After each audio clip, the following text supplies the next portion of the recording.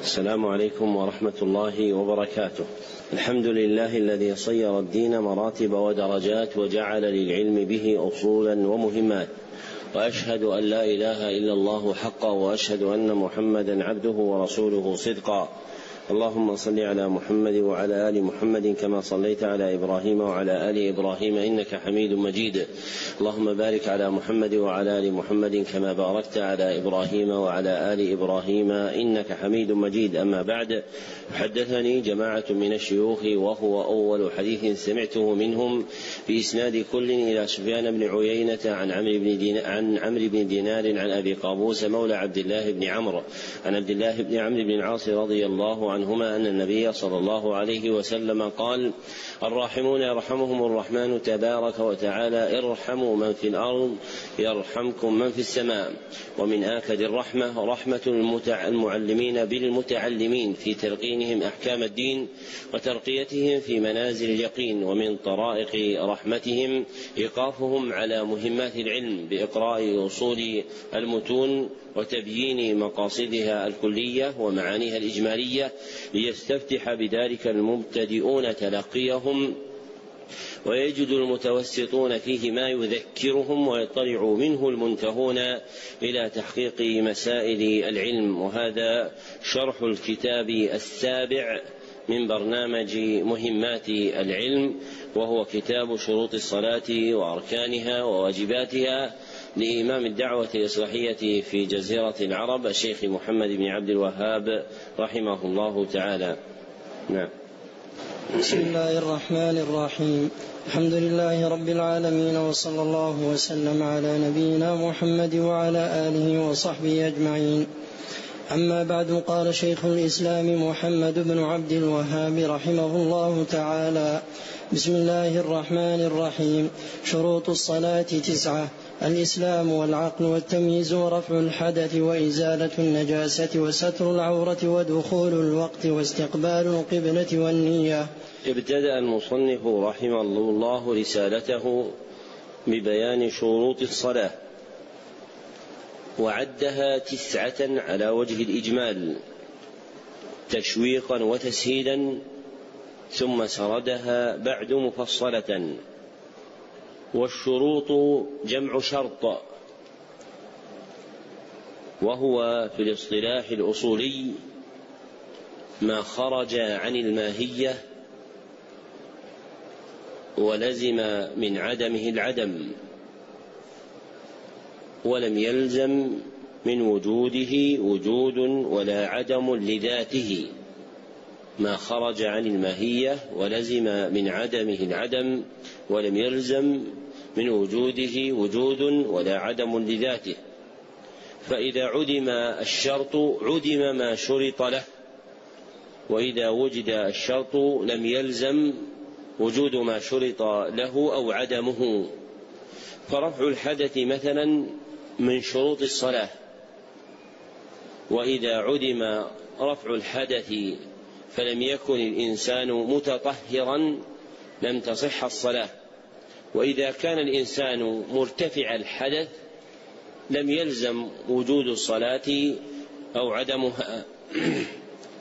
والشرط في الاصطلاح الفقهي ما خرج عن ماهية العبادة أو العقد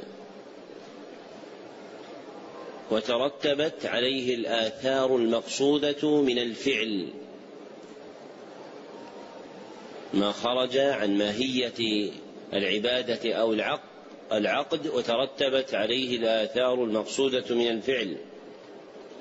وللفقهاء في الحقائق الأصولية نظر قد يخالفون فيه الأصوليين، فتارة يوافقونهم في المعنى المدلول عليه بلفظ ما، وتارة يخالفونهم في بعض أفراده.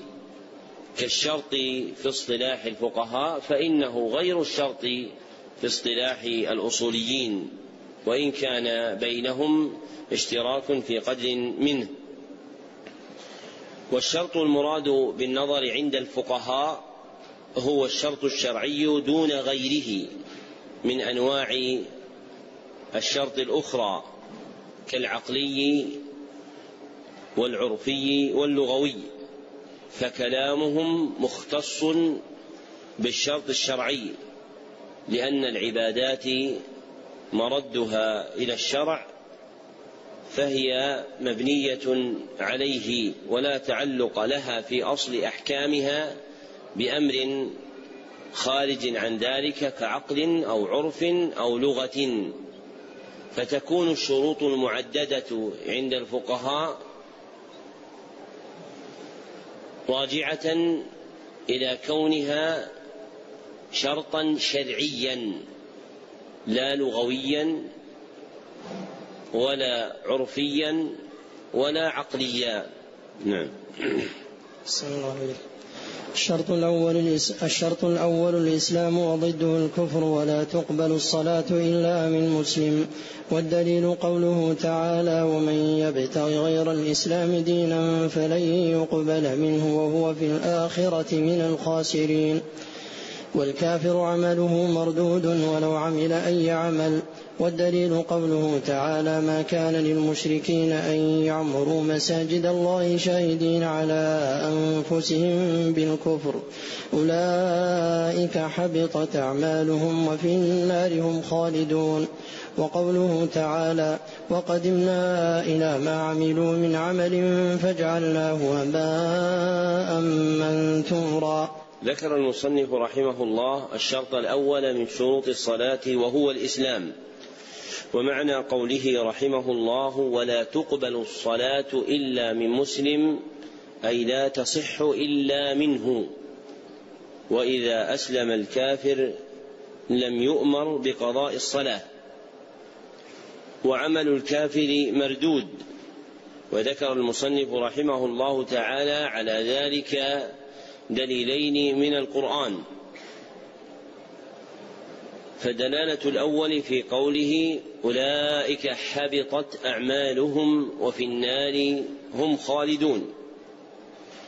ومعنى حبطت أي بطلت وسقطت.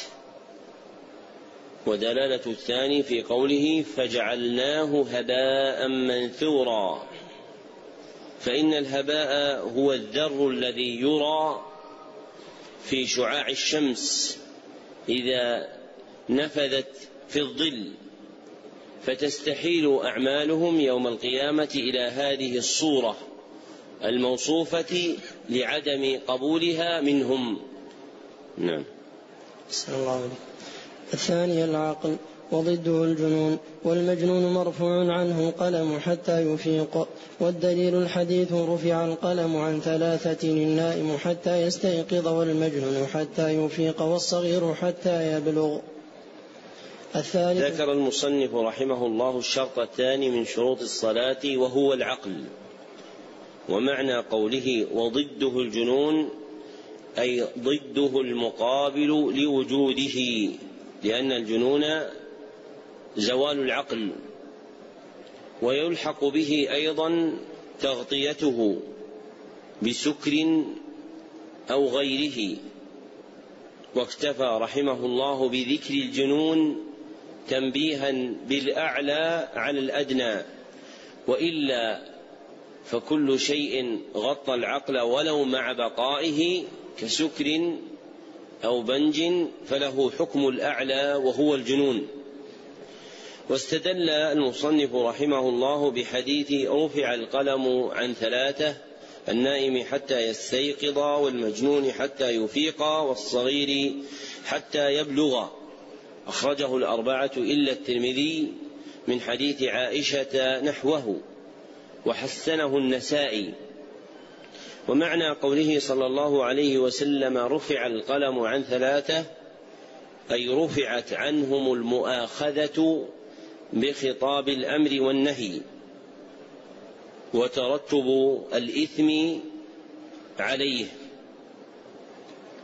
وذكر منهم: والمجنون حتى يفيق، فلا يؤاخذ على ترك الصلاة حتى يرجع إليه عقله. فوجود العقل شرط للعبد المخاطب بالأمر والنهي، والمجنون لا عقل له.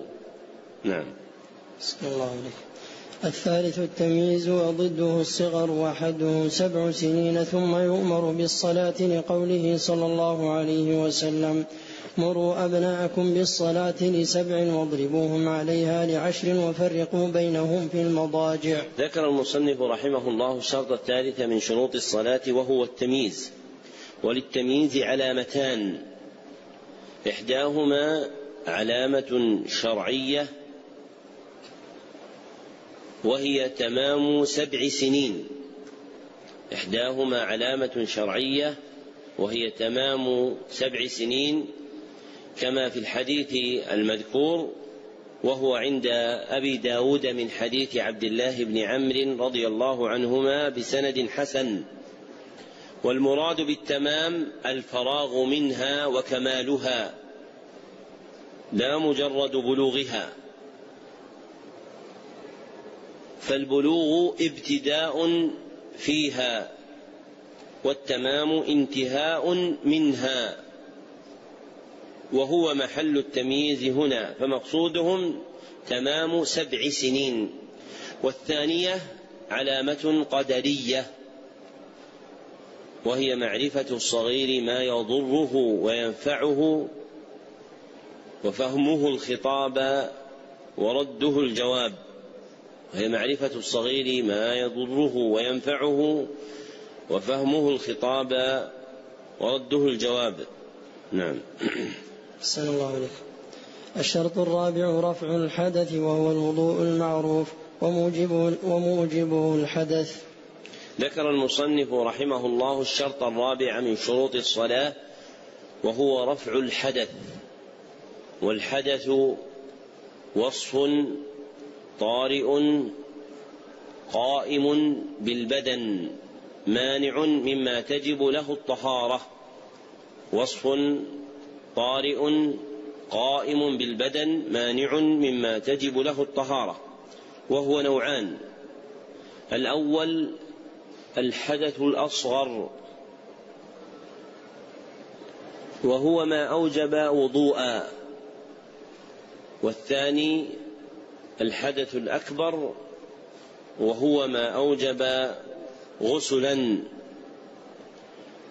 والحدث الشائع المنتشر هو الأصغر، ولذا اقتصر المصنف عليه بذكر رافعه فقال وهو الوضوء المعروف أي بالماء.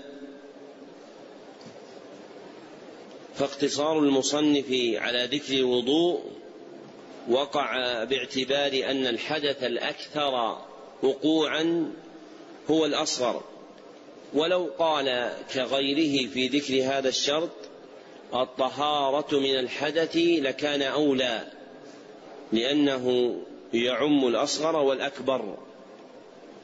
ومعنى قوله وموجبه الحدث أي سبب إيجابه وجود الحدث.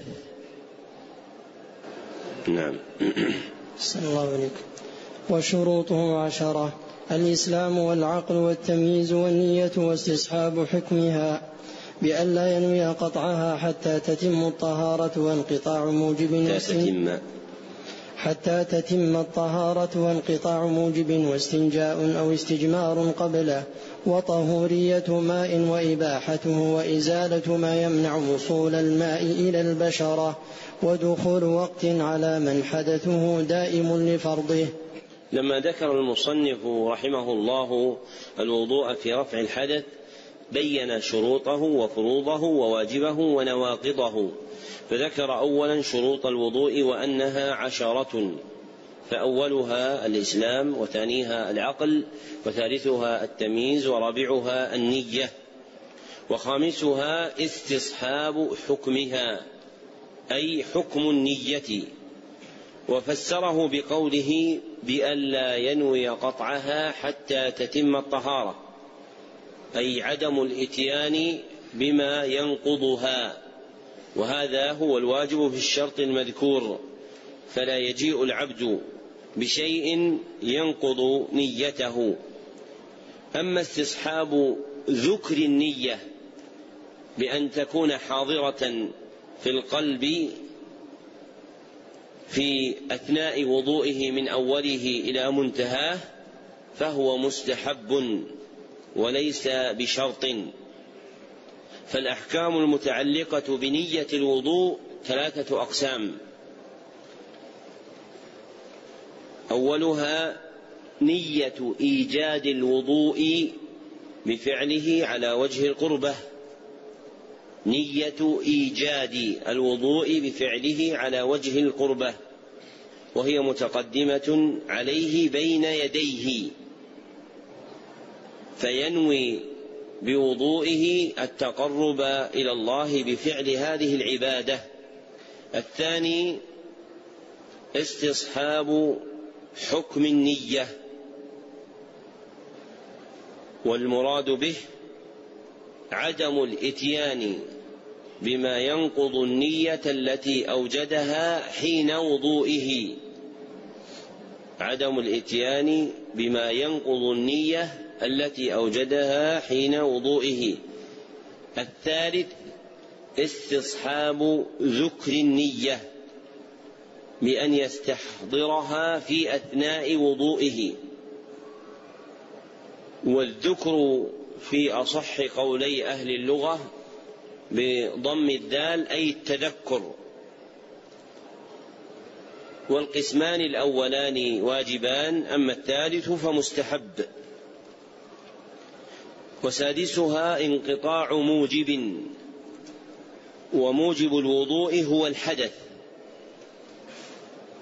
وانقطاعه أن يفرغ منه، فلا يصح الشروع في الوضوء حتى ينقطع موجبه بأن يفرغ العبد من حدثه. وسابعها استنجاء أو استجمار قبله، أي إذا بال أو تغوط. أما إذا لم يحتج إليهما فلا يجب عليه أن يقدم بين يدي وضوئه استنجاء أو استجمارا، فمحل الشرط حيث وجد الحدث، فإن لم يوجد بول ولا غائط فلا يطلب من العبد استنجاء ولا استجمار قبله. والاستنجاء هو إزالة البول أو الغائط، والاستجمار هو إزالة البول أو الغائط بحجر أو ما في حكمه، فالاستنجاء أعم من الاستجمار، لأن الاستنجاء يراد به قطع النجو، وهو الخارج من السبيلين، سواء كان القطع والإزالة بماء أو بحجر أو ورق أو غيرها. أما الاستجمار فيختص بكون الإزالة والقطع واقعا بحجر ونحوه. وثامنها طهورية ماء وإباحته،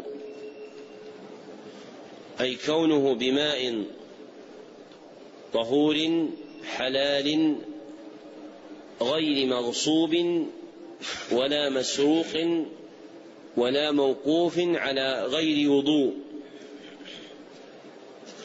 وفي الوضوء بالماء غير المباح قولان، أصحهما صحة الوضوء مع لحوق الإثم، فمن توضأ بماء سرقه أو غصبه أو بماء موقوف على غير وضوء فوضوءه صحيح وهو آثم بفعله. وتاسعها إزالة ما يمنع وصول الماء إلى البشرة. وعاشرها دخول وقت على من حدثه دائم لفرضه. وصاحب الحدث الدائم هو من لا ينقطع حدثه، كمن به سلس بول أو امرأة مستحاضة، فإن هذين لا ينقطع حدثهما بحال بل يبقى متصلا. فمن كان كذلك لم يتوضأ لفرضه إلا بعد دخول وقته. فالشرط الأخير لا يعم جميع الأفراد بل يختص بدائم الحدث. نعم. أحسن الله عليكم. وأما فروضه فستة: غسل الوجه ومنه المضمضة والاستنشاق، وحده طولا من منابت شعر الرأس إلى الذقن، وعرضا إلى فروع الأذنين، وغسل اليدين إلى المرفقين، ومسح جميع الرأس ومنه الأذنين، وغسل الرجلين إلى الكعبين. والترتيب والموالاة. والدليل قوله تعالى: يا أيها الذين آمنوا إذا قمتم إلى الصلاة فاغسلوا وجوهكم وأيديكم إلى المرفقين، وامسحوا برؤوسكم وأرجلكم إلى الكعبين. الآية. يا أيها الذين آمنوا إذا قمتم إلى الصلاة فاغسلوا وجوهكم وأيديكم إلى المرافق، وامسحوا برؤوسكم وأرجلكم إلى الكعبين. الآية. ودليل الترتيب حديث ابدأوا بما بدأ الله به. ودليل الموالاة حديث صاحب اللمعة عن النبي صلى الله عليه وسلم أنه لما رأى رجلا في قدمه لمعة قدر الدرهم لم يصبها الماء فأمره بالإعادة. لما ذكر المصنف شروط الوضوء أتبعها بفروضه. والمراد بفروض الوضوء أركانه التي يتركب منها، وسيأتي بيان معنى الأركان في المحل اللائق. وإنما عدل الفقهاء عن تسمية هذه الأركان إلى الفروض، وخصوا أركان الوضوء بهذا الاسم دون سائر الأبواب لأنها جاءت مجموعة في أمر واحد في آية واحدة.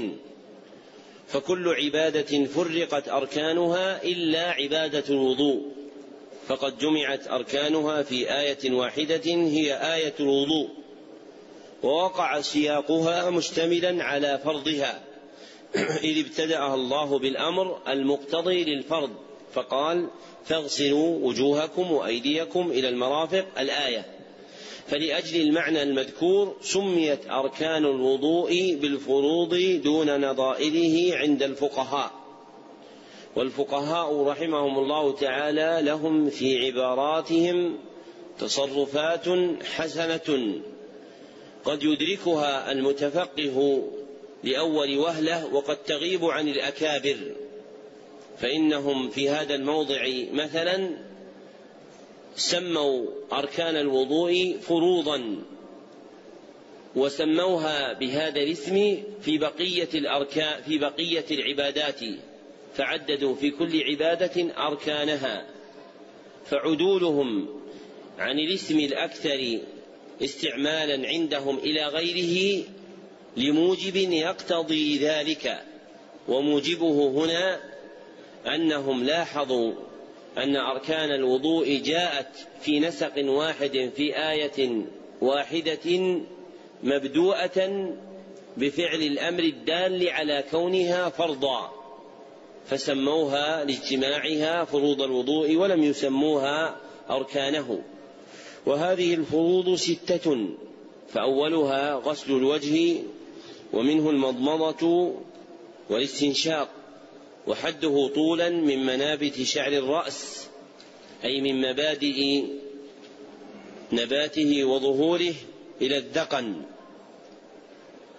فهو من منحنى الرأس إلى ملتقى اللحيين أسفل الوجه إذا اجتمعا، وعرضا إلى فروع الأذنين، أي ما بين المحلين اللذين تتفرع منهما الأذنان بالطول. فالإشارة إلى فروع الأذنين هنا لا يراد به أعلاهما، بل يراد بهما إلى موضع تفرع الأذن. وغيره من الفقهاء عبروا فقالوا من الأذن إلى الأذن. وثانيها غسل اليدين إلى المرفقين، أي مع المرفقين، فيدخلان في غسل اليد المبتدئ من أصابعها. والمرفق هو العظم الناتئ في الذراع الذي يرتفق به الإنسان إذا اتكى، فلكونه آلة الارتفاق سمي مرفقا، وهو العظم الواصل بين الساعد والعضد. وثالثها مسح جميع الرأس ومنه الأذنان، فهما منه لا من الوجه. ورابعها غسل الرجلين إلى الكعبين أي مع الكعبين، فيدخلان في غسل القدم. والكعب هو العظم الناتئ في آخر القدم عند العقب. وغسل القدمين هو فرضهما إن لم يغطيا بخف أو جورب، فإذا سترا كان فرضهما المسح عليهما بشروطه المذكورة عند الفقهاء. فقول الفقهاء في ذكر فروض الوضوء وغسل الرجلين أي باعتبار الأشهر الشائع، وهو كونهما غير مغطاتين بخف ولا جورب، فإذا غطيتا صار فرضهما المسح. وخامسها الترتيب، وهو تتابع أفعال الوضوء المتقدمة وفق صفته الشرعية، وهو تتابع أفعال الوضوء المتقدمة وفق صفته الشرعية، ومحله بين الأعضاء الأربعة: الوجه ثم اليدين ثم الرأس ثم القدمين. أما ترتيب ميامن عضو على مياسره فسنة، وذلك في اليدين والقدمين، فيسن تقديم اليمنى على اليسرى في اليد والقدم. وأما الترتيب بين الأعضاء الأربعة المتقدمة فإنه فرض من فروض الوضوء. فإذا غسل المتوضئ يده اليمنى يده اليسرى قبل يده اليسرى لم يكن ذلك قادحا في الترتيب، فإن مسح رأسه قبل غسل يديه إلى المرفقين كان ذلك مبطلا للترتيب. فالترتيب فرض بين الأعضاء الأربعة التي هي أركان الوضوء. وأما بين أفراد العضو الواحد فإنه يسن تقديم اليمنى على اليسرى، وذلك في اليد والقدم. وسادسها الموالاة، وهي إتباع المتوضئ الفعل إلى آخر الوضوء، وهي إتباع المتوضئ الفعل إلى آخر الوضوء من غير تراخ بين أبعاضه ولا فصل بما ليس منه، من غير تراخ بين أبعاضه ولا فصل بما ليس منه، فيتبع المتوضئ فرض العضو بسابقه، ولا يؤخر عضوا عما قبله، ولا يدخل في الوضوء ما ليس منه. وضابطها في الأصح هو العرف، فإليه الحكم في تقدير مدة الفصل والأفعال المخالطة للوضوء من غير أفعاله. فمتى حكم عرفا بأن الفصل طويل أو أن الفعل الواقع بين أفعال الوضوء مخل بالموالاة حكم به، وإن لم يكن ذلك قادحا من جهة العرف فلا يخدش ذلك في الموالاة. ثم ذكر المصنف آية الوضوء الدالة على الفروض الأربعة في منطوقها، وأتبعه بدليل الترتيب، وهو حديث ابدأوا بما بدأ الله به، المخرج عند النسائي من حديث جابر رضي الله عنه، وهو شاذ بلفظ الأمر، والمحفوظ رواية مسلم له بلفظ الخبر أبدأ بما بدأ الله به. ودليل الترتيب الذي ينبغي التعويل عليه هو انتظام سياق الآية في إدخال ممسوح بين مغسولات، فأدخل الرأس وهو ممسوح بين مغسولات وهي بقية الأعضاء، ولو لم يكن الترتيب مرادا لاقتضت البلاغة تأخيره، فإن العرب في كلامها تضم النظير إلى نظيره ولا تفرده عنه، ولا تدخل بين النظائر شيئا خارجا عنها، فإذا أدخل شيء بين نظائر متقارنة فالعدول عن ذلك لنكتة مقصودة. وإذا كان هذا ملحوظا عند العرب في كلام البليغ الحكيم فهو أولى في كلام العلي العليم. فلما أدخل ممسوح بين مغسولات علم أن الإدخال على هذا النسق لغاية مرادة، وهي الترتيب، كما صرح بهذا الوجه اللطيف أبو عبد الله بن القيم رحمه الله تعالى. ولم يتوضأ النبي صلى الله عليه وسلم إلا مرتبا، وفعله مبين للأمر المجمل الوارد في القرآن، فيكون الترتيب فرضا. ثم ختم بدليل الموالاة، وهو حديث صاحب اللمعة عن النبي صلى الله عليه وسلم أنه لما رأى رجلا في قدمه لمعة قدر الدرهم لم يصبها الماء أمره بالإعادة، والحديث أخرجه أبو داود وقال أحمد إسناده جيد. واللمعة اسم للموضع الذي لم يصبه الماء من قدمه. وفي آية الوضوء ما يدل على الموالاة، فهي تتضمن الأمر في قوله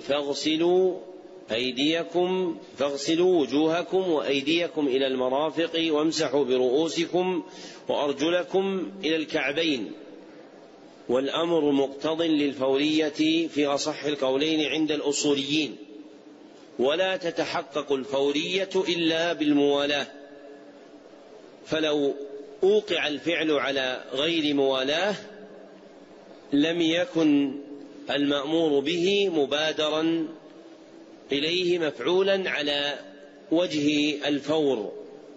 فظهر من هذا الوجه دلالة الآية على الموالاة، لأنها تضمنت أمرا، والأمر يفيد الفورية، وإذا وجدت الفورية في امتثال الأمر اقترن بالموالاة، فإن تخلفت الفورية فإن الموالاة غير موجودة أصلا، فصارت آية الوضوء دالة على فروضه منطوقا ومفهوما.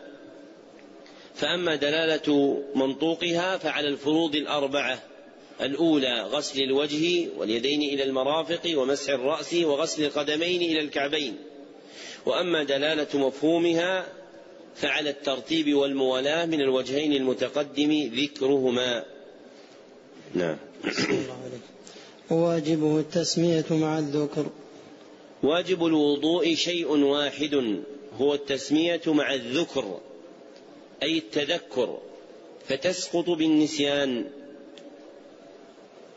وأصح الأقوال أن التسمية عند الوضوء جائزة. وإلى ذلك أشار البخاري رحمه الله في كتاب الوضوء من صحيحه، فإنه قال: باب التسمية على كل حال وعند الوقاع. وذكر حديث ابن عباس: لو أن أحدكم إذا أتى أهله قال: بسم الله اللهم جنبنا الشيطان وجنب الشيطان ما رزقتنا، الحديث. وأورد هذه الترجمة في كتاب الوضوء إشارة إلى أنه لا يثبت في الباب شيء خاص، وإنما يستصحب الأصل العام في الشرع، وهو أن الاستعانة بالله في الأعمال المأمور بها أو المباحة جائز ما لم يمنع من ذلك دليل خاص. والأحاديث المتعلقة بالتسمية عند الوضوء لا يصح منها شيء. وروى ابن المنذر في الأوسط بسند حسن عن يعلى بن أمية رضي الله عنه قال: بينما عمر يغتسل إلى بعير وأنا أستره بثوب قال: بسم الله. وباب الوضوء والغسل واحد. ومن ثم أورد ابن المنذر رحمه الله هذا الأثر في باب الوضوء. نعم. أحسن الله عليكم. ونواقضه 8: الخارج من السبيلين، والخارج الفاحش النجس من الجسد، وزوال العقل، ومس المرأة بشهوة، ومس الفرج باليد قبلا كان أو دبرا، وأكل لحم الجزور، وتغسيل الميت، والردة عن الإسلام أعاذنا الله من ذلك. الشرط لم يبقى من مهمات أحكام الوضوء سوى نواقضه، وقد عدها المصنف رحمه الله هنا 8 كما هو مذهب الحنابلة، ومن عدها منهم 7 أسقط الردة، لأنها موجب لما هو أعظم من ذلك وهو الغسل، فالاختلاف بينهم لفظي. وأول هذه النواقض الخارج من السبيلين، وهما القبل والدبر، قليلا كان أو كثيرا، طاهرا كان أو نجسا. وثانيها الخارج الفاحش النجس من الجسد سوى السبيلين، فما خرج من غير السبيلين ناقض للوضوء بشرطين: نجاسته وفحشه، أي كثرته، وما يفحش في نفس كل أحد بحسبه، فيرجع إلى حكم نفسه. وثالثها زوال العقل حقيقة أو حكما، وزواله حقيقة بالجنون، وزواله حكما بنوم مستغرق أو إغماء، ويسمى تغطية للعقل. ورابعها مس المرأة بشهوة، أي بالإفضاء إلى بشرتها دون حائل، وكذا عكسه من امرأة، فلو مست المرأة رجلا بشهوة كان ذلك ناقضا عند القائلين به. وخامسها مس الفرج باليد قبلا كان أو دبرا دون حائل ولو بغير شهوة. وسادسها أكل لحم الجزور أي الإبل. الأحاديث الواردة في الوضوء من أكل لحم الجزور لفظها أكل لحم الإبل أم الجزور؟ الإبل. طيب لماذا قال الفقهاء هنا أكل لحم الجزور ولم يقولوا أكل لحم الإبل؟ واضح الإشكال؟ الفقهاء القائلين بهذا الناقض لم يقولوا أكل لحم الإبل مع أنه هو الوارد في الحديث، ولكنهم قالوا أكل لحم الجزور. لماذا؟ حتى لا ارفع صوتك. قد يفهم من عموم الإبل إيش؟ لا، لحم الإبل لحم الإبل، ما يفهم منه غيره، والجزور هي الإبل. رحمك الله. ما الجواب؟ نعم. لا، الإبل الإبل.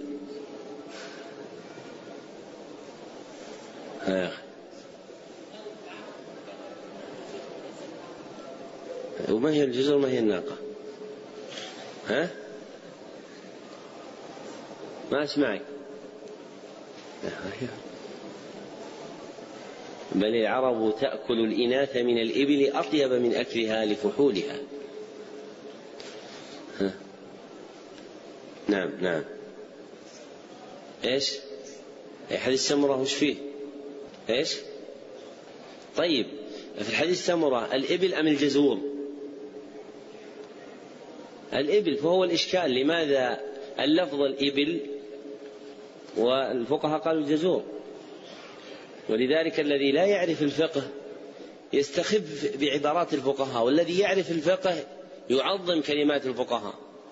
الفقهاء قالوا باب قضاء، هذه فائدة على المرفع، قالوا باب قضاء الفوائد، ولم يقولوا باب قضاء المتروكات. أليس من فاتته الصلاة يكون قد تركها لم يصلها؟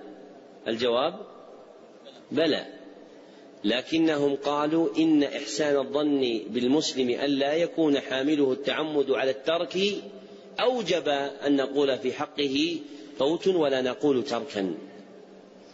هذه عبارة شريفة. وإنما قالوا أكل لحم الجزور دون الإبل لأن القائلين بالنقض به يخصون النقض بما يحتاج فيه إلى الجزر أي القطع دون ما لا يحتاج فيه إلى ذلك، فهم لا يرون نقضا بأكل لحم الرأس ولا لحم الحوايا كالكبد والطحال ونحوها، ومثل هذه لا يحتاج إلى التمتع بلحمها إلى جزرها وقطعها، بل الحوايا تستخرج استخراجا وتنزع نزعا، والرأس لا تتسلط عليه سكين في تقطيعه كي ينتفع بأكله، فهو مخصوص عندهم بما يجزر ويحتاج للانتفاع به إلى تقطيعه وتكسير عظامه، وهو اللحم الأحمر الذي يسمى بالهور بما هو سوى ما ذكرنا. فلأجل اختصاصها عند القائلين بالنقض بهذا دون هذا قالوا أكل لحم الجزور. وسابعها تغسيل الميت بمباشرة جسده بالغسل، لا من يصب الماء عليه، فإنما ينتقض وضوء المباشر لجسد الميت في غسله دون من صب عليه. وثامنها الردة عن الإسلام بالكفر بعد الإيمان. والراجح أن الخارج الفاحش النجس من البدن ومس المرأة بشهوة ومس الفرج باليد قبلا أو دبرا والردة عن الإسلام ليست من نواقض الوضوء، فبقي من 8 4 هي الخارج من السبيلين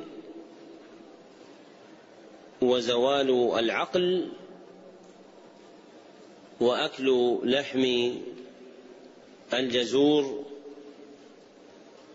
وتغسيل الميت. نعم. أحسن الله عليكم. الشرط الخامس إزالة النجاسة من 3: من البدن والثوب والبقعة، والدليل قوله تعالى وثيابك فطهر. ذكر المصنف رحمه الله الشرط الخامس من شروط الصلاة، وهو إزالة النجاسة. والنجاسة عين مستقذرة شرعا، عين مستقذرة شرعا، وإزالتها إعدامها ونفيها. ومعنى وثيابك فطهر أي طهر أعمالك على الصحيح كما تقدم. ومن تطهير الأعمال تطهير الصلاة بإزالة النجاسة في المواضع الثلاثة المذكورة، فصلحت الآية أن تكون دليلا على ما ذكره الفقهاء، لأنه فرد خاص مندرج في الأصل العام الذي وردت فيه الآية. نعم. الشرط السادس ستر العورة. أجمع أهل العلم على فساد صلاة من صلى عريانا وهو يقدر. وحد عورة الرجل من السرة إلى الركبة، والأمة كذلك، والحرة كلها عورة إلا وجهها في الصلاة. والدليل قوله تعالى: يا بني آدم خذوا زينتكم عند كل مسجد، أي عند كل صلاة. ذكر المصنف رحمه الله الشرط السادس من شروط الصلاة، وهو ستر العورة. والعورة سوءة الإنسان وكل ما يستحيا منه، سوءة الإنسان وكل ما يستحيا منه. والمراد بها هنا عورة الصلاة المتعلقة بها، لا عورة النظر، فعورة النظر تذكر عند الفقهاء في كتاب النكاح ولها أحكام طويلة الذيل، ليس هذا محل بحثها.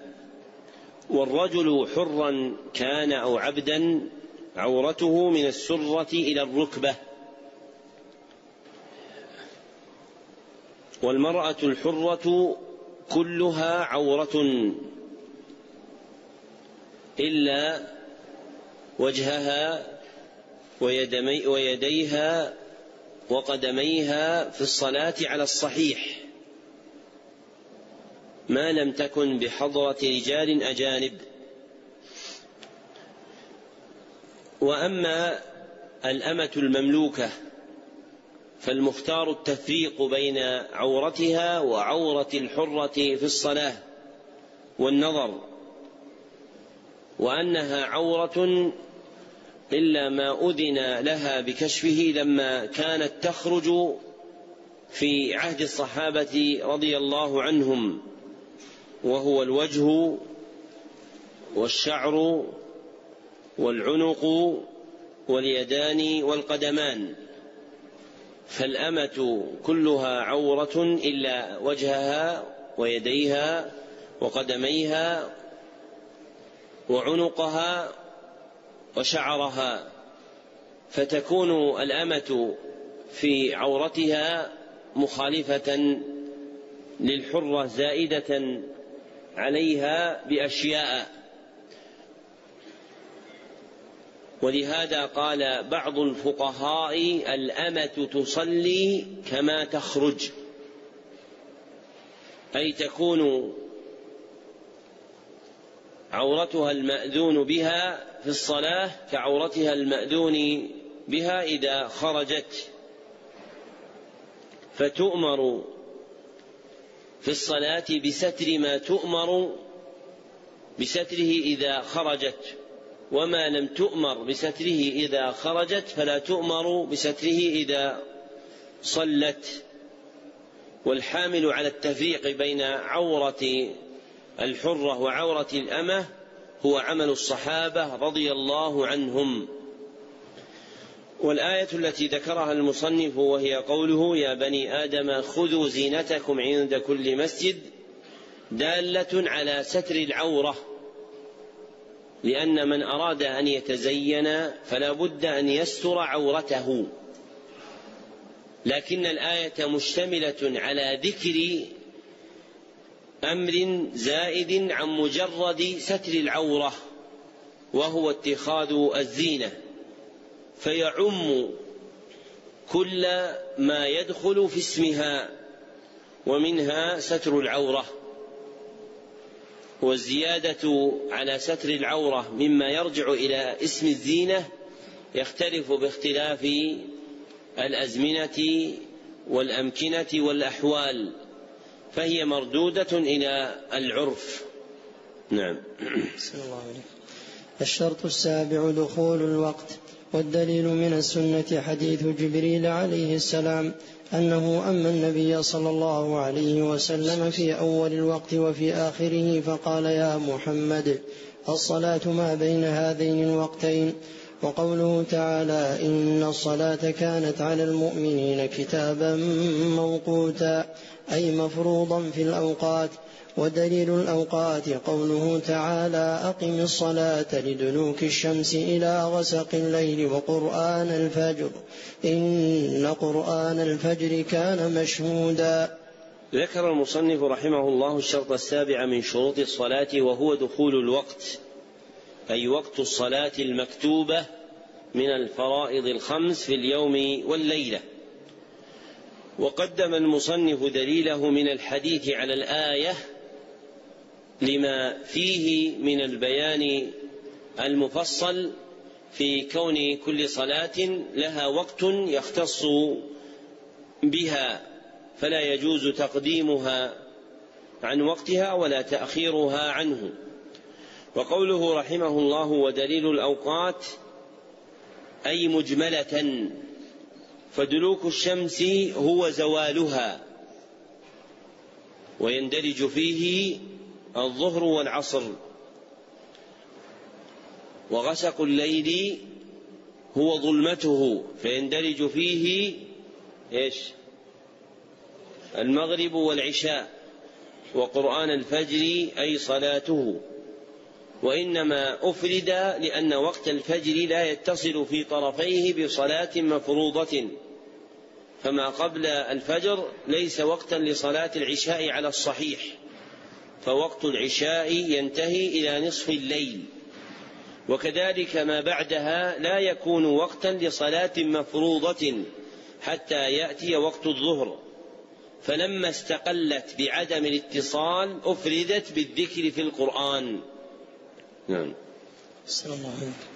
الشرط الثامن استقبال القبلة. والدليل قوله تعالى: قد نرى تقلب وجهك في السماء فلنولينك قبلة ترضاها فول وجهك شطر المسجد الحرام وحيثما كنتم فولوا وجوهكم شطره. ذكر المصنف رحمه الله الشرط الثامن من شروط الصلاة، وهو استقبال القبلة، وهي الكعبة.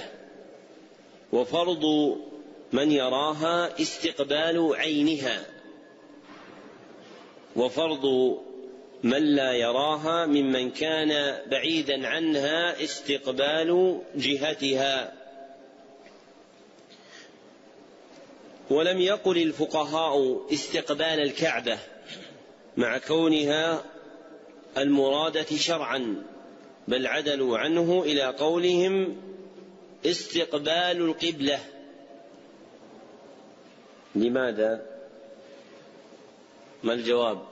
هذا من ألفاظ الفقهاء، ما تجد الفقهاء يقول استقبال الكعبة مع أننا نتوجه إلى الكعبة، لكن قالوا استقبال القبلة.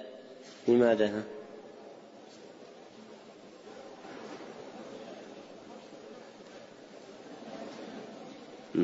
طيب، موافقة اللفظ بالآية. ولماذا موافقة اللفظ بالآية؟ من الجواب؟ يا أخي،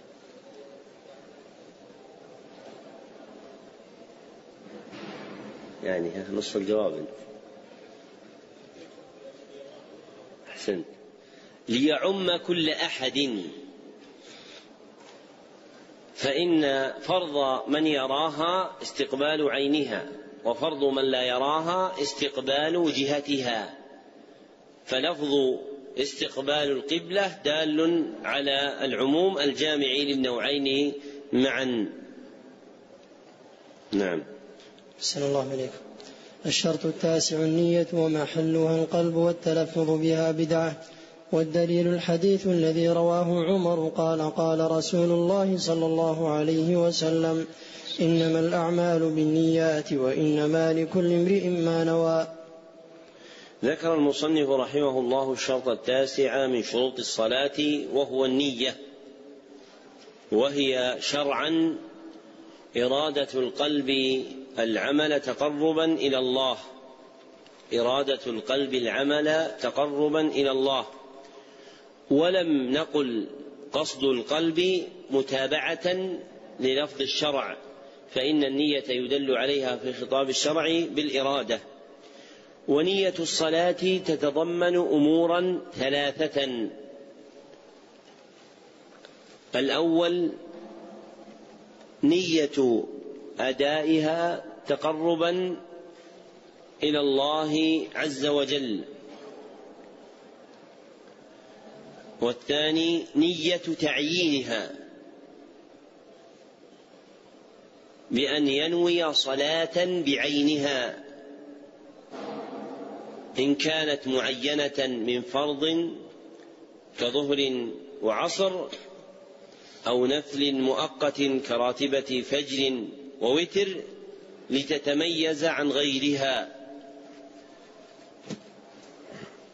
وإلا أجزأته نية الصلاة إن كانت نافلة مطلقة فقط. والراجح أنه يكفيه في الفرض نية فرض وقته دون تعيينه، فمذهب الحنابلة أن من صلى فرض الوقت دون تعيينه لم تصح صلاته، بل لا بد من التعيين بنية عين الصلاة نفسها وتحديدها، وفي ذلك مشقة، والمناسب لباب النيات خلافه، فيكفي الإنسان في نيته أن ينوي فرض وقته ولو لم يعينه تعيينا خاصا بأن يجعل فرض وقته الظهر أو أن يجعله العصر، لأن ذلك شاق على الخلق، وباب النيات يناسبه التخفيف، لأن المشقة فيه تورث الوسوسة، والوسوسة تضعف العبد عن العمل. والثالث نية الإمامة والائتمام، وهي مختصة بالصلاة في الجماعة، فينوي الإمام أنه مقتدى به، وينوي المأموم أنه مقتد بإمامه. هذا هو مذهب الحنابلة، والراجح عدم اشتراطها، فصارت النية اللازمة لك في صلاتك على الصحيح نوعان 2: أحدهما نية إيجاد الصلاة بأدائها تقربا إلى الله، والثاني نية فرض الوقت ولو لم يعينه. نعم. أحسن الله عليكم. وأركان الصلاة 14: القيام مع القدرة، وتكبيرة الإحرام، وقراءة الفاتحة، والركوع والرفع منه، والسجود على الأعضاء 7 والاعتدال منه، والجلسة بين السجدتين، والطمأنينة في جميع الأركان، والترتيب والتشهد الأخير والجلوس له، والصلاة على النبي صلى الله عليه وسلم، والتسليمتان. لما فرغ المصنف رحمه الله من شروط الصلاة أتبعها بذكر أركانها، والأركان جمع ركن، وهو في الاصطلاح الأصولي ما دخل في الماهية ولزم من عدمه العدم، ولم يلزم من وجوده وجود ولا عدم لذاته. ما دخل في الماهية ولزم من عدمه العدم، ولم يلزم من وجوده وجود ولا عدم لذاته. أما في الاصطلاح الأصولي فالركن عندهم ما تركبت منه ماهية العبادة أو العقد، ولا يسقط بحال ولا يجبر بغيره. ما تركبت منه ماهية العبادة أو العقد ولا يسقط بحال ولا يجبر بغيره. وأركان الصلاة هي الأجزاء التي تتركب منها، فركن الصلاة منها بخلاف الشرط فهو خارج عنها. وعد المصنف رحمه الله أركان الصلاة 14 ركنا إجمالا تشويقا للطالب وتسهيلا عليه، وسيفردها بعد واحدا واحدا. نعم. أحسن الله عليكم. الركن الأول القيام مع القدرة، والدليل قوله تعالى: حافظوا على الصلوات والصلاة الوسطى وقوموا لله قانتين. ذكر المصنف رحمه الله الركن الأول من أركان الصلاة وهو القيام مع القدرة، والقيام انتصاب الظهر. ودلالة الآية هي في قوله: وقوموا لله قانتين، فهو أمر بالقيام في الصلاة، والقيام الوقوف. نعم. أحسن الله عليك. الثاني تكبيرة الإحرام، والدليل حديث تحريم والتكبير وتحليل والتسليم، وبعدها الاستفتاح. ذكر المصنف رحمه الله الركن الثاني من أركان الصلاة وهو تكبيرة الإحرام، أي قول الله أكبر في ابتدائها. فتتميز هذه التكبيرة عن سائر التكبيرات بأنها التكبيرة الأولى، وإنما سميت تكبيرة الإحرام لأن المرء إذا قالها في ابتداء صلاته حرمت عليه ما كان يفعله خارجها، فهي فصل بين العبادة وما قبلها. ودلالة الحديث هي في قوله: تحريمها التكبير، وهو حديث حسن أخرجه الأربعة إلا النسائي من حديث علي رضي الله عنه. نعم. بسم الله عليك. وبعدها الاستفتاح وهو سنة، قول سبحانك اللهم وبحمدك وتبارك اسمك وتعالى جدك ولا إله غيرك.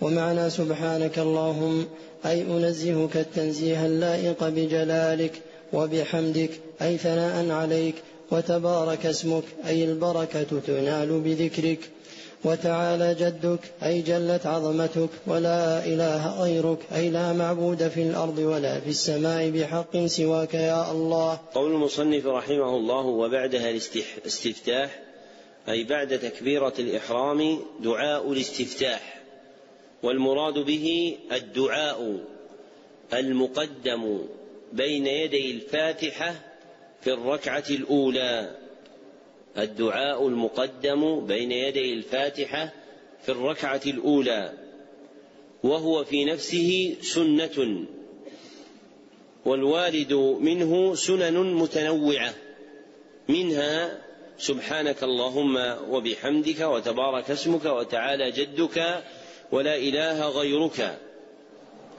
وتفسير الحمد بالثناء في قول المصنف رحمه الله تعالى: ثناء عليك، وكذا قوله الآتي: الحمد ثناء فيه نظر. فالحمد هو الإخبار عن محاسن المحمود مع حبه وتعظيمه، وإذا كرر الإخبار بالمحاسن سمي ثناء، فالخبر بمحاسن المحمود بعد الخبر يسمى ثناء. ويبين هذا حديث أبي هريرة رضي الله عنه عند مسلم، وهو حديث إلهي، أن الله عز وجل قال: قسمت الصلاة بيني وبين عبدي نصفين، فإذا قال عبدي الحمد لله رب العالمين قال الله إيش؟ قال أثنى ولا حمدني؟ حمدني. قال حمدني عبدي. وإذا قال الرحمن الرحيم قال الله أثنى علي عبدي، فإنه يقطع مع هذا الحديث أن تفسير الحمد بالثناء غلط، وإن كان ذلك مشهورا، فإن الثناء هو الخبر بعد الخبر عن محاسن المحمود، وأما الخبر الأول فيسمى حمدا، فإن الله قال في مقابل قول العبد الحمد لله رب العالمين حمدني عبدي، وقال في مقابل تكرار ذكر محاسنه بعد قول العبد الرحمن الرحيم أثنى علي عبدي. واضح هذا؟ طيب، الذي يقول الحمد هو الثناء بالجميل على المحمود، وبعضهم يقول الثناء بالصفات الاختيارية، وفي البقية كلها نظر ليس هذا محل بحثه، لكن قوله في تفسير الحمد هو الثناء صحيح أم غير صحيح؟ ما الجواب؟ غير صحيح. لماذا؟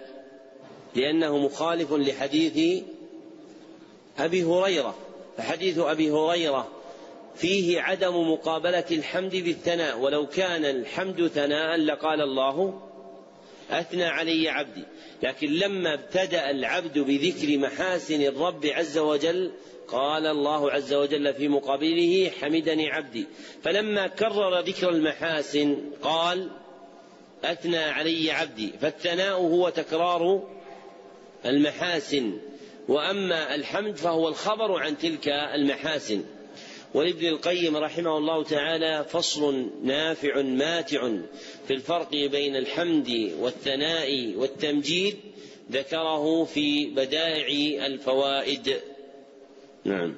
بسم الله عليكم. أعوذ بالله من الشيطان الرجيم. معنى أعوذ ألوذ وألتجئ وأعتصم بك يا الله من الشيطان الرجيم المطرود المبعد عن رحمة الله، لا يضرني في ديني ولا في دنياي. بعد الاستفتاح يسن أن يستعيذ المصلي سرا، فيقول أعوذ بالله من الشيطان الرجيم، لقوله تعالى فإذا قرأت القرآن فاستعذ بالله من الشيطان الرجيم، أي إذا أردت القراءة. وكان النبي صلى الله عليه وسلم يقولها قبل القراءة كما تواتر في نقل القراءات، فيجعلها بين يدي القراءة لا بعدها، كما أن نقل القراءات المتواتر دل على أن صيغة الاستعاذة المقدمة هي أعوذ بالله من الشيطان الرجيم، دون الأحاديث المنقولة فيها لضعفها جميعا. فالمحفوظ في الاستعاذة هو النقل بطريق أخذ القراءات، فإن القراء مجمعون على استفتاح القراءة بهذه الصيغة من الاستعاذة أعوذ بالله من الشيطان الرجيم. أما الأحاديث النبوية المروية في بعض السنن ومسند أحمد وغيرها فإنه لا يصح منها شيء، وقد صرح بهذا أحمد وغيره. والاستعاذة بالله شرعا هي طلب العوذ من الله عند ورود المخوف، هي طلب العوذ من الله عند ورود المخوف. نعم. أحسن الله عليك. وقراءة الفاتحة ركن في كل ركعة، كما في الحديث لا صلاة لمن لم يقرأ بفاتحة الكتاب، وهي أم القرآن. ذكر المصنف رحمه الله الركن الثاني من أركان الصلاة، وهو قراءة الفاتحة في كل ركعة، للحديث المذكور المخرج في الصحيحين. وسميت فاتحة لأنه يفتتح بقراءتها في الصلاة وبكتابتها في المصاحف. وتسمى أم القرآن لأنها ترجع إليها جوامع ما فيه من الإلهيات والمعاد والنبوات وإثبات القدر، كما ذكره المصنف في شرح في آداب المشي إلى الصلاة، وذكره غيره. وسيسوق المصنف رحمه الله آياتها بعد مع تفسيرها. نعم. السلام الله عليكم. بسم الله الرحمن الرحيم. بركة واستعانة. الحمد لله. الحمد ثناء والألف واللام لاستغراق جميع المحامد. وأما الجميل الذي لا صنع له فيه مثل الجمال ونحوه فالثناء به يسمى مدحا لا حمدا. رب العالمين. الرب هو المعبود الخالق الرازق المالك المتصرف مربي جميع الخلق بالنعم. العالمين كل ما سوى الله عالم وهو رب الجميع. الرحمن رحمة عامة جميع المخلوقات. الرحيم رحمة خاصة بالمؤمنين. والدليل قوله تعالى وكان بالمؤمنين رحيما. مالك يوم الدين يوم الجزاء والحساب يوم كل يجازى بعمله إن خيرا فخير وإن شرا فشر. والدليل قوله تعالى وما أدراك ما يوم الدين ثم ما أدراك ما يوم الدين يوم لا تملك نفس لنفس شيئا والأمر يومئذ لله. والحديث عنه صلى الله عليه وسلم الكيس من دان نفسه وعمل لما بعد الموت والعاجز من أتبع نفسه هواها وتمنى على الله الأماني. إياك نعبد أي لا نعبد غيرك عهد بين العبد وبين ربه أن لا يعبد إلا إياه. وإياك نستعين عهد بين العبد وبين ربه أن لا يستعين بأحد غير الله. اهدنا الصراط المستقيم. معنى اهدنا دلنا وارشدنا وثبتنا. الصراط الإسلام وقيل الرسول وقيل القرآن والكل حق. والمستقيم الذي لا عوج فيه. صراط الذين أنعمت عليهم طريق المنعم عليهم. والدليل قوله تعالى ومن يطع الله والرسول فأولئك مع الذين أنعم الله عليهم من النبيين والصديقين والشهداء والصالحين وحسن أولئك رفيقا. غير المغضوب عليهم وهم اليهود معهم علم ولم يعملوا به تسأل الله أن يجنبك طريقهم ولا الضالين. وهم النصارى يعبدون الله على جهل وضلال تسأل الله أن يجنبك طريقهم.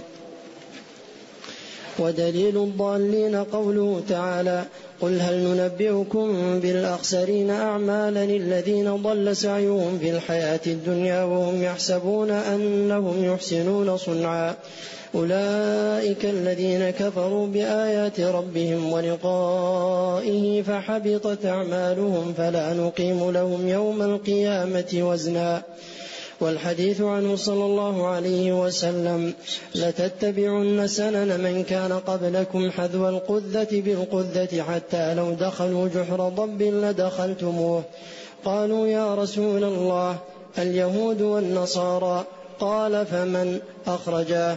والحديث الثاني افترقت اليهود على 71 فرقة وافترقت النصارى على 72 فرقة وستفترق على 72 فرقة وستفترق هذه الأمة على 73 فرقة كلها في النار إلا واحدة.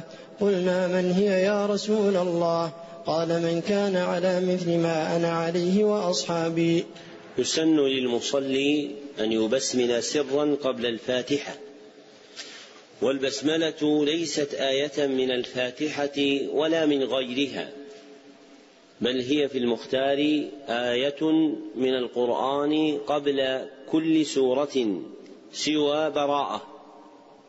وبعض آية من سورة النمل إنه من سليمان وإنه بسم الله الرحمن الرحيم. والباء فيها باء الملابسة وهي المصاحبة بملابسة جميع أجزاء الفعل لاسمه تبارك وتعالى. ويندرج في ذلك التبرك والاستعانة اللذان ذكرهما المصنف رحمه الله. فأفراد المعاني المذكورة للباء يمكن ردها للملابسة كما ذكره سيبويه في الكتاب. وتقدم بيان معنى الحمد وذكرنا أن المذكور هنا هو خلاف المختار، بل المختار كما سلف أن الحمد هو الإخبار عن محاسن المحمود مع حبه وتعظيمه. والمراد بالاستغراق الذي ذكره المصنف عموم جميع الأفراد. وقوله وأما الجميل الذي لا صنع له فيه مثل الجمال ونحوه فالثناء به يسمى مدحا لا حمدا، أي في حق المخلوق لا الخالق.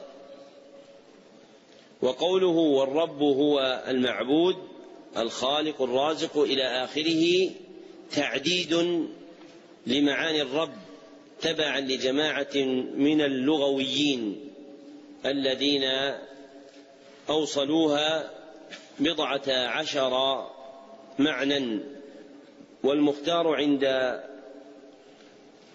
المحققين من أهل اللغة رجوع معنى الرب فيها إلى 3 معان، هي الملك والسيد والمصلح للشيء القائم عليه، وما زاد عنها فراجع إلى هذه 3.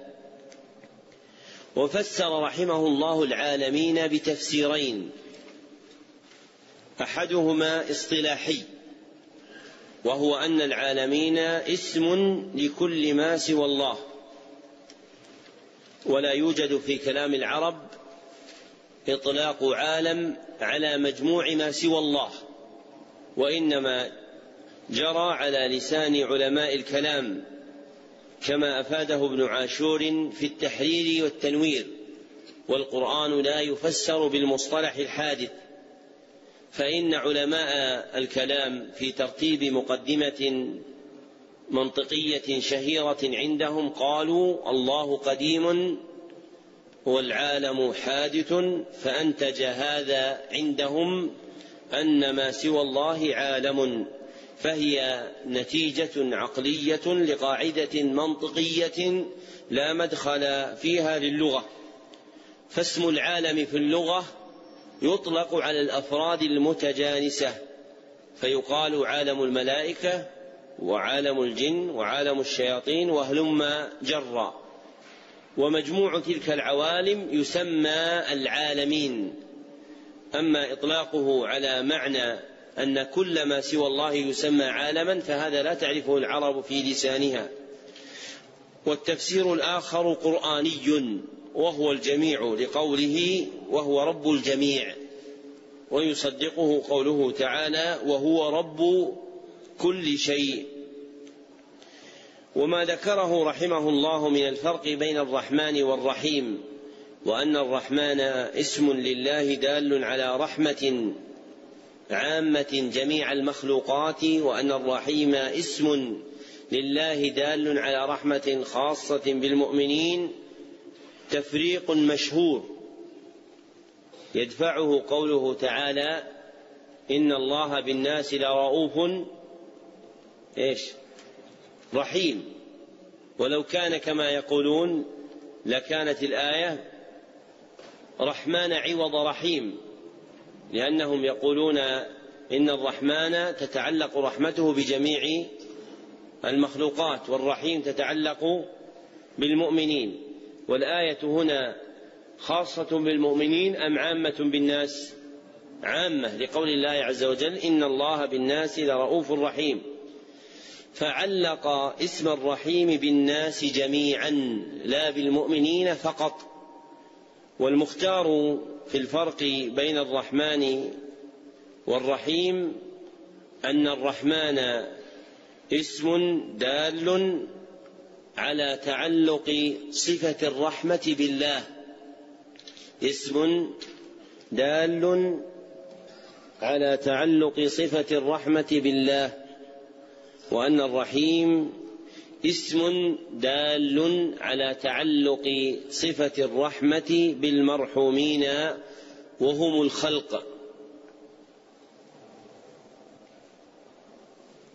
أحد يحفظ الضابط الذي ذكرناه في بعض المجالس في الرياض من الأخوان اللي حضروا هناك؟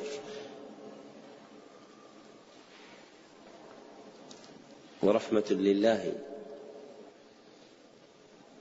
أشرت إلى ذلك بقولي ورحمة لله،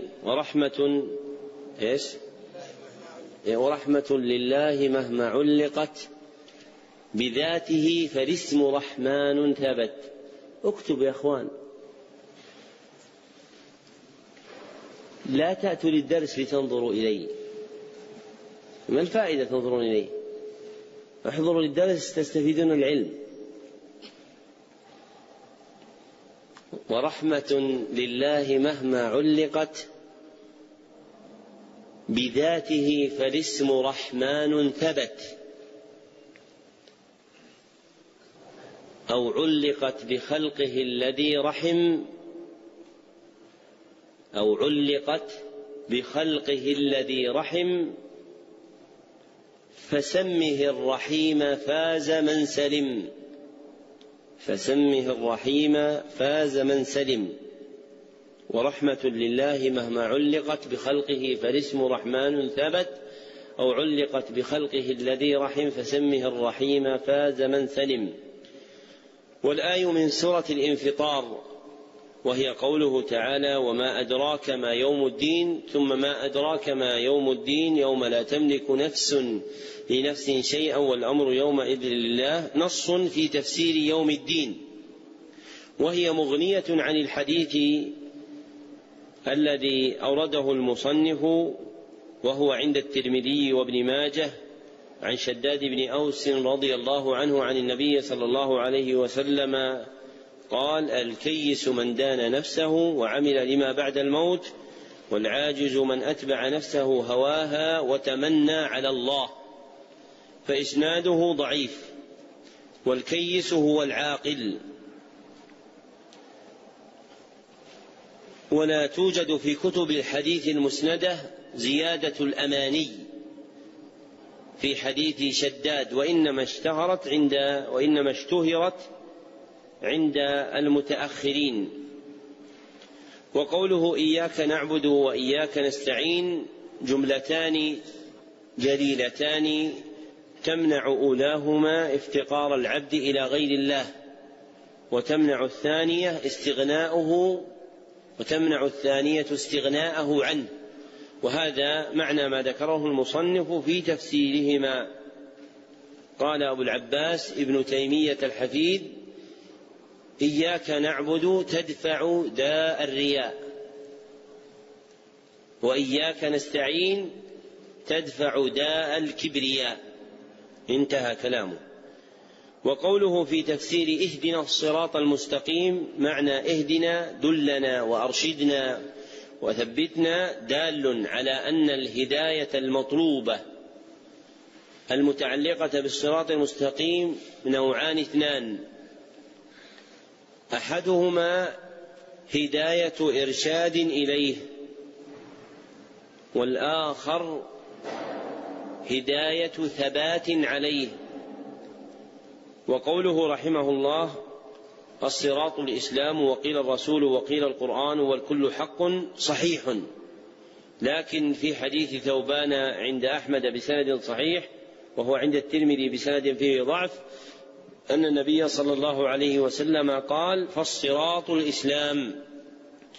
وهذا نص في تفسير الصراط بالإسلام، وغير ذلك مما ذكر كالرسول والقرآن يرجع إليه، وقد بينا وجه كل واحد منها في شرح مقدمة أصول التفسير.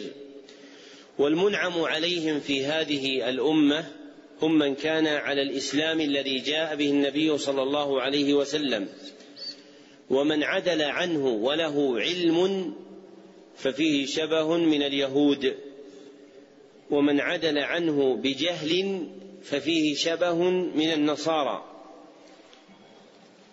ومن خرج عن الصراط المستقيم من هذه الأمة ولم يكفر فهو من الفرق، ومن خرج عنه وكفر فهو من الملل.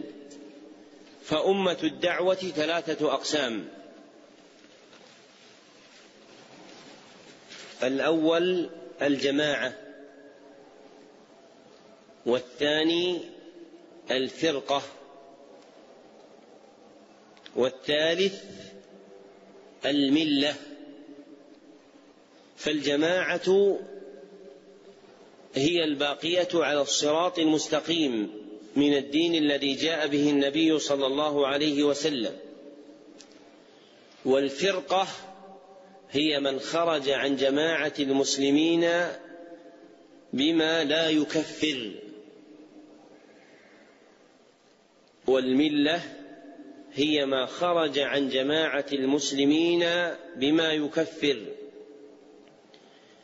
وهذه الألفاظ الثلاثة الجماعة والفرقة والملة هي الألفاظ التي علقت بها الأحكام في الشرع. أما الطريقة والفكر والمذهب والنحلة والطائفة وأشباهها مما اصطلح عليه الناس في علوم العقائد، فهذه لا تعلق لها بأحكام الشرع، لأنها غير واضحة المعالم، بخلاف الحقائق الشرعية التي ذكرنا فإنها بينة المعالم، فينبغي الاقتصار عليها، فيقال جماعة وفرقة وملة، وما عدا ذلك فهو لفظ عام لا يمكن ترتيب الأحكام عليه. واضح المسألة هذه مسألة مهمة جدا، لأن الغلط فيها كثير فاش حتى عند المتخصصين في علم العقائد، فتسمعون كثيرا ما تذكر أشياء باسم المنهج والفكر والطريقة والنحلة والمذهب، وليس شيء من هذه الألفاظ مما ذكر في الشرع ولا علقت به الأحكام، بل الألفاظ التي جعلتها الشريعة لأمة الدعوة التي بعث إليها النبي صلى الله عليه وسلم هي 3 ألفاظ لا رابع لها. فاللفظ الأول الجماعة اسم للمتمسكين بالإسلام الذي جاء به النبي صلى الله عليه وسلم على الصراط المستقيم. والثاني الفرقة اسم للخارجين عن جماعة المسلمين بما لم يكفروا به. والثالث الملة اسم للخارجين عن جماعة المسلمين بما كفروا به. وعلى هذا ترتب الأحكام. فمثلا الخوارج جماعة أم فرقة أم ملة؟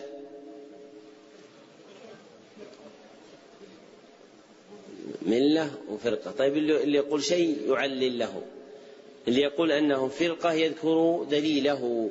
نعم.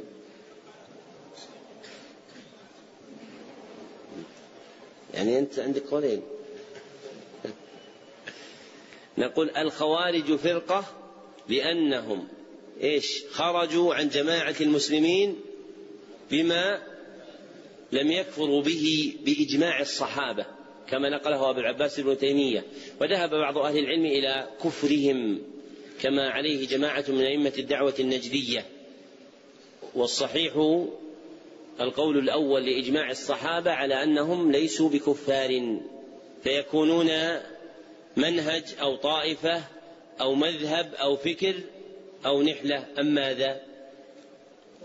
يكونون فرقة. طيب الشيوعية جماعة أم فرقة أم ملة؟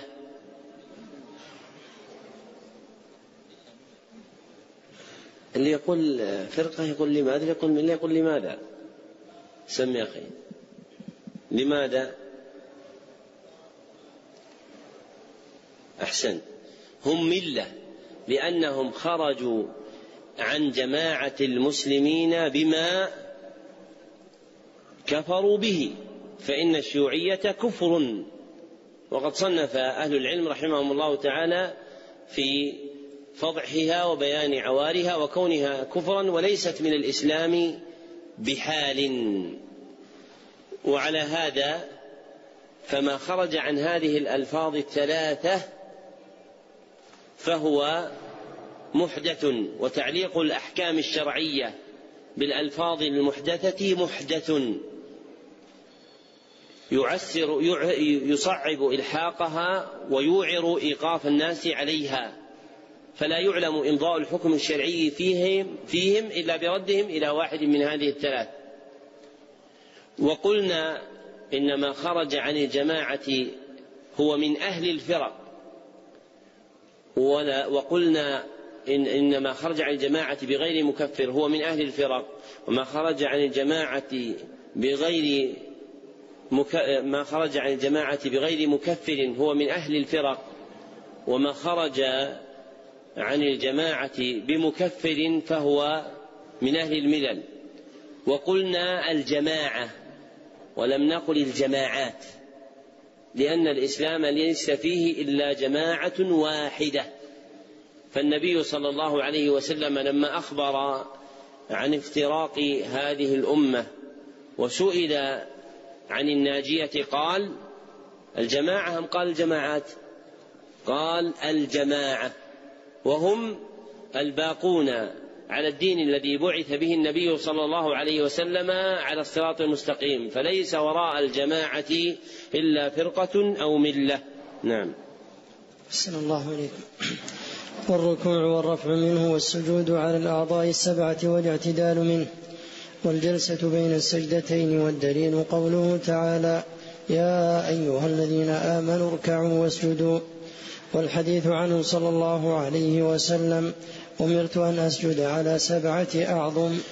ذكر المصنف رحمه الله 4 من أركان الصلاة من 4 إلى 8، وذكر دليل الركوع والسجود، وبقيتها يدل على ركنيتها حديث المسيء صلاته وهو في الصحيحين وسيأتي ذكره قريبا.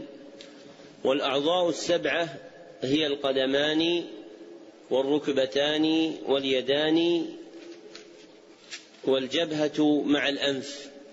نعم. أحسن الله إليكم. والطمأنينة في جميع الأفعال والترتيب بين الأركان، والدليل حديث المسيء صلاته عن أبي هريرة رضي الله عنه قال بينما نحن جلوس عند النبي صلى الله عليه وسلم إذ دخل رجل فصلى فقام فسلم على النبي صلى الله عليه وسلم فقال ارجع فصل فإنك لم تصل، فعلها 3 ثم قال والذي بعثك بالحق نبيا لا أحسن غير هذا فعلمني. فقال له النبي صلى الله عليه وسلم إذا قمت إلى الصلاة فكبر ثم اقرأ ما تيسر معك من القرآن، ثم اركع حتى تطمئن راكعا، ثم ارفع حتى تعتدل قائما، ثم اسجد حتى تطمئن ساجدا، ثم ارفع حتى تطمئن جالسا، ثم افعل ذلك في صلاتك كلها. هذان هما الركنان 9 و10 من أركان الصلاة، ودليلهما الحديث المذكور، وفيه التصريح بالطمأنينة مع ذكر الترتيب بثم المقتضية له في لسان العرب. والطمأنينة هي سكون بقدر الإتيان بالذكر الواجب، هي سكون بقدر الإتيان بالذكر الواجب. فالواجب منها في الركوع، فمثلا الواجب في الركوع قول سبحان ربي العظيم، فتكون الطمأنينة فيه أن يستقر المصلي بقدر الإتيان بالذكر الواجب فيه، وهو قول سبحان ربي العظيم. والمراد بالترتيب بين الأركان تتابعها وفق صفة الصلاة الشرعية. نعم. أحسن الله إليك. والتشهد الأخير ركن مفروض كما في الحديث عن ابن مسعود رضي الله عنه قال كنا نقول قبل أن يفرض علينا التشهد السلام على الله من عباده، السلام على جبريل وميكائيل، فقال النبي صلى الله عليه وسلم لا تقولوا السلام على الله من عباده فإن الله هو السلام، ولكن قولوا التحيات لله والصلوات والطيبات السلام عليك أيها النبي ورحمة الله وبركاته. السلام علينا وعلى عباد الله الصالحين. أشهد أن لا إله إلا الله وأشهد أن محمدا عبده ورسوله. ومعنى التحيات جميع التعظيمات لله ملكا واستحقاقا، مثل الانحناء والركوع والسجود والبقاء والدوام، وجميع ما يعظم به رب العالمين فهو لله، فمن صرف منها شيئا لغير الله فهو مشرك كافر. والصلوات معناها جميع الدعوات، وقيل الصلوات الخمس.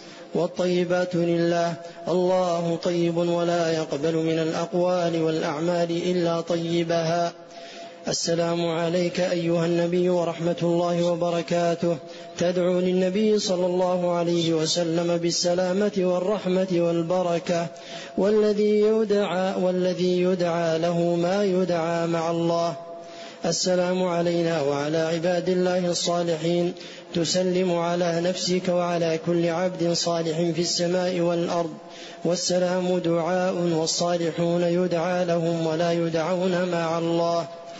أشهد أن لا إله إلا الله وحده لا شريك له، وأشهد أن محمدا عبده ورسوله. تشهد شهادة اليقين أن لا يعبد في الأرض ولا في السماء بحق إلا الله، وشهادة أن محمدا رسول الله بأنه عبد لا يعبد ورسول لا يكذب بل يطاع ويتبع. شرفه الله بالعبودية، والدليل قوله تعالى: تبارك الذي نزل الفرقان على عبده ليكون للعالمين نذيرا.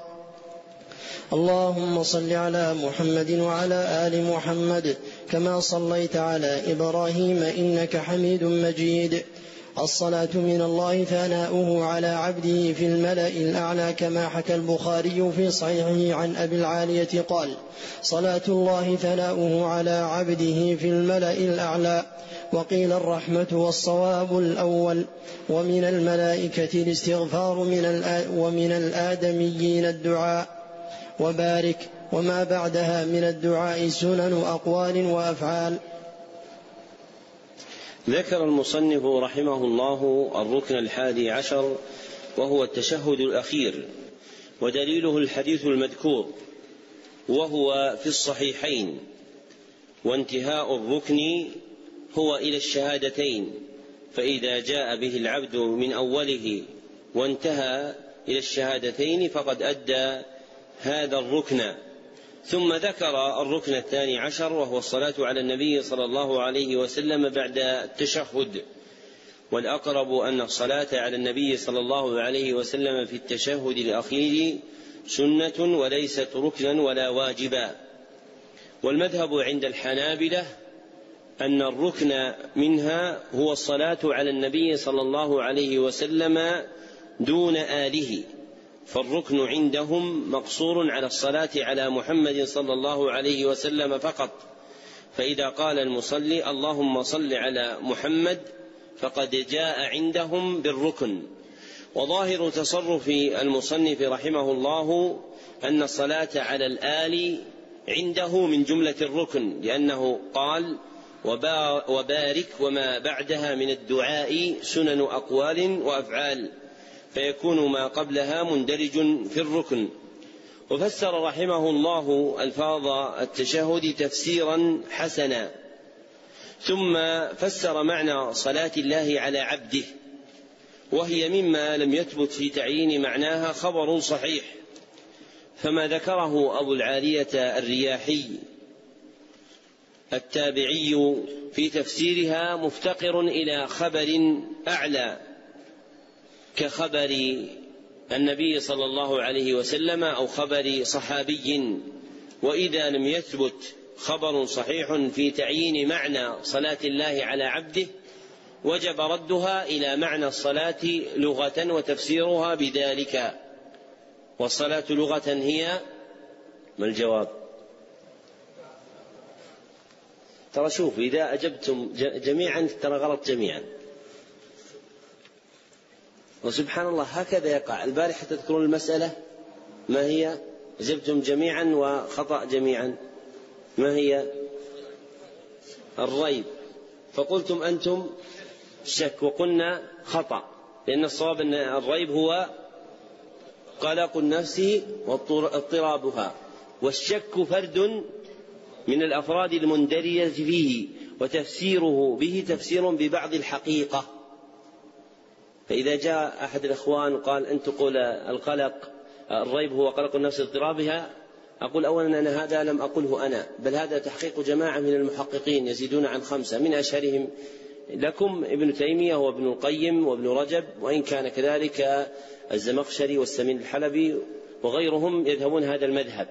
فإذا قال إن ابن أبي حاتم نقل الإجماع على أن الريب هو الشك، نقول إنه صحيح، إجماع صحيح، لكن هذا تفسير للحقيقة ببعض أفرادها لعظمة ذلك الفرد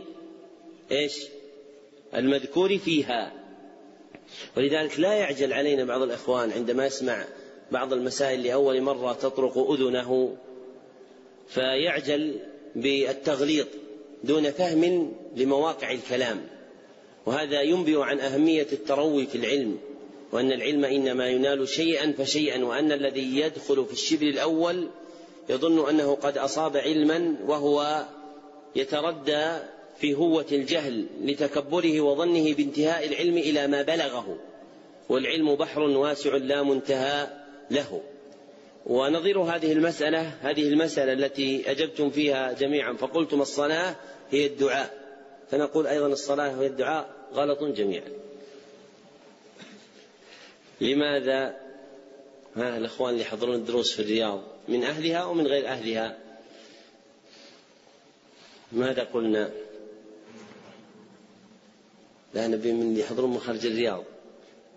يا سلطان أحسنت، من ذكر؟ أحسنت.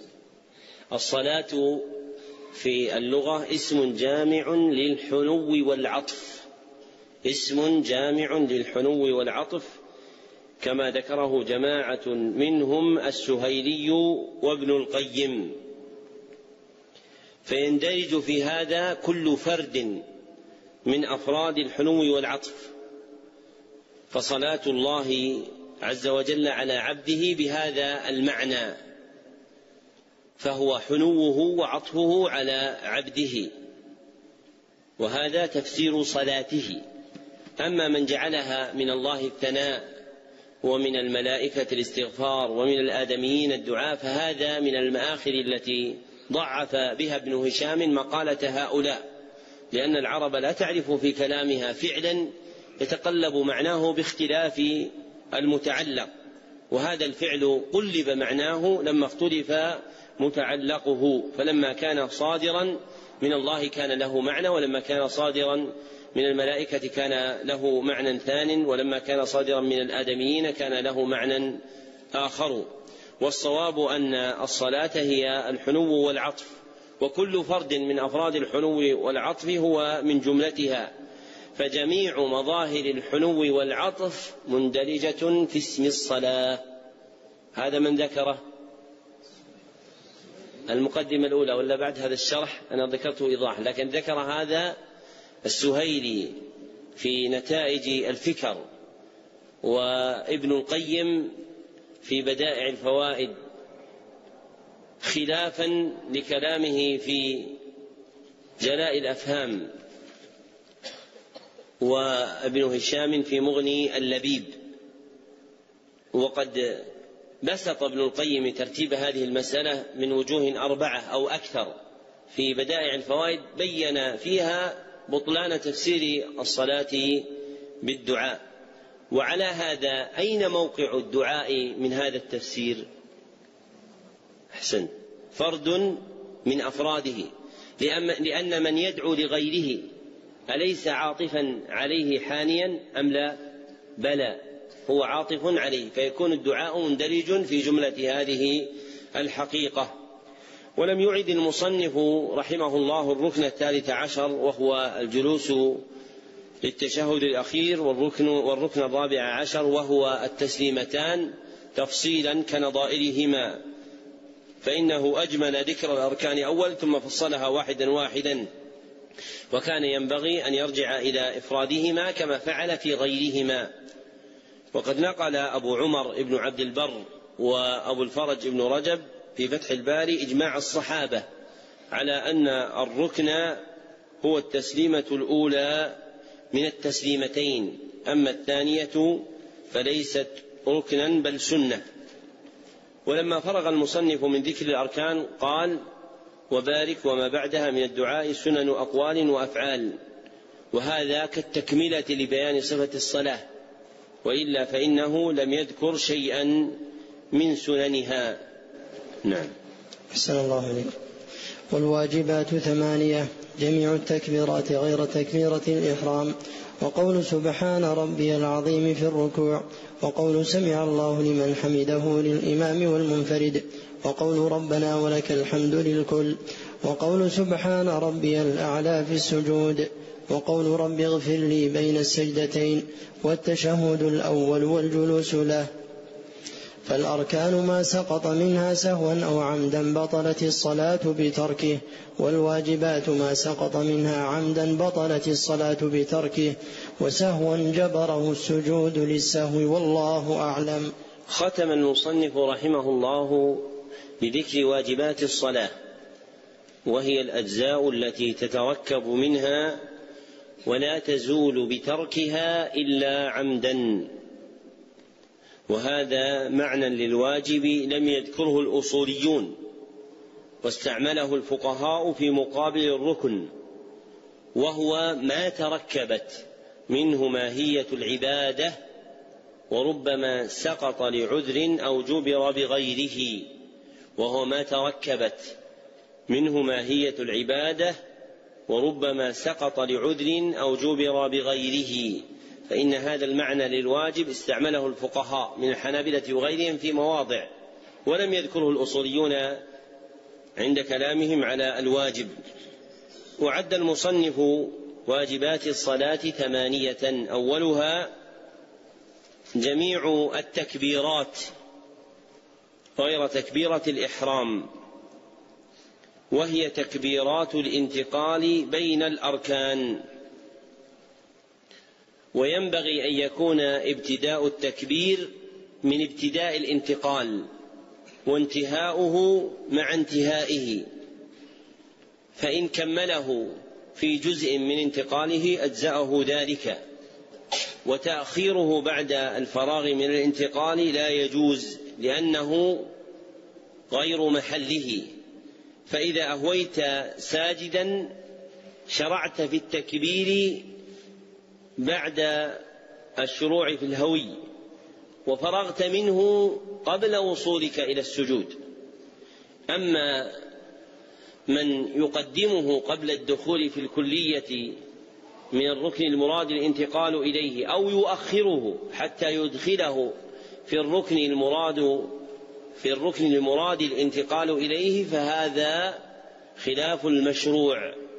وأنت ترى بعض الناس إذا أراد أن يرفع من الركوع قال وهو واقف بعد رفعه من الركوع سمع الله لمن حمده، وهذا قد جاء بالذكر في غير محله، وربما أبطل صلاة الناس بهذا إذا كان إماما. فما كان مشروعا للانتقال فمحله الانتقال، فلا يكون متصلا بما بعده ولا ما قبله، بل يكون منفصلا عنهما.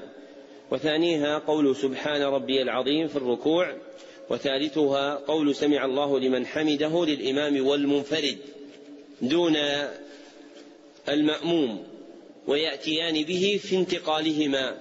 ورابعها قول ربنا ولك الحمد للكل من إمام ومأموم ومنفرد، يأتي به المأموم في رفعه، ويأتي به غيره في اعتداله. هذا هو المذهب، والراجح أن المأموم كغيره من إمام ومنفرد يأتي به في اعتداله. وخامسها قول سبحان ربي الأعلى في السجود، وسادسها قول رب اغفر لي بين السجدتين حال قعوده بينهما، وسابعها التشهد الأول وهو ينتهي إلى الشهادتين، وثامنها الجلوس له. ويفترق الركن والواجب فيما تركه المصلي منهما سهوا، فالركن إن سقط سهوا بطلت الصلاة بتركه، أما الواجب فإنه إذا سقط سهوا جبر بسجوده، وأما إن وقع التعمد في ترك ركن أو واجب فقد بطلت الصلاة، فلا فرق بينهما مع التعمد، بل الفرق بينهما في السهو فحسب، فالسهو عن الركن يسقط الركعة التي وقع فيها، ولا بد من الإتيان به إن أمكنه استدراكه، وإن فرغ من الصلاة وذكر ركنا تركه لزمه إعادتها. وأما السهو عن الواجب فيسجد له قبل سلامه أو بعده باعتبار موجبه على ما هو مبين في محله. وبهذا ينتهي شرح الكتاب على نحو مختصر يوقف على مقاصده الكلية ويبين معانيه الإجمالية. اللهم إنا نسألك علما في المهمات ومهما في المعلومات، وبالله التوفيق. وبهذا نكون قد ختمنا الكتاب. كم؟ السادس ولا السابع؟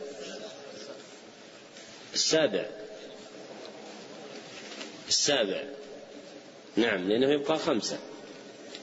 طيب، الجدول فيه غدا عندكم ايش؟ الفجر نخبة الفكر، وفي المغرب وفي العصر والمغرب تفسير الفاتحة وقصار الصور، فما رأيكم لو خالفنا بينهما؟ فيكون الفجر تفسير الفاتحة وقصار الصور، والمغرب والعصر والمغرب نخبة الفكر. أنا استحسنت هذا لأن النخبة تحتاج جمع فكرة، والفجر قد يكون الذهن غير مستجمع بسبب حال الناس في السهر بخلاف حال من سبق، فالأفضل أن نجعل نخبة الفكر لأنها ذات فروع أن نجعلها بعد العصر والمغرب، لأن تفريقها يسهل فهمكم لها فتستريحون بالصلاة في تفريق معانيها. وأما تفسير الفاتحة وقصار الصور فيناسبها الفجر في مقام واحد، فنتفق على هذا أو نختلف؟ نتفق، الحمد لله. إذن يكون إن شاء الله تعالى الفجر تفسير الفاتحة وقصار المفصل، وبالله التوفيق، وصلى الله وسلم على عبده ورسوله محمد وآله وصحبه أجمعين.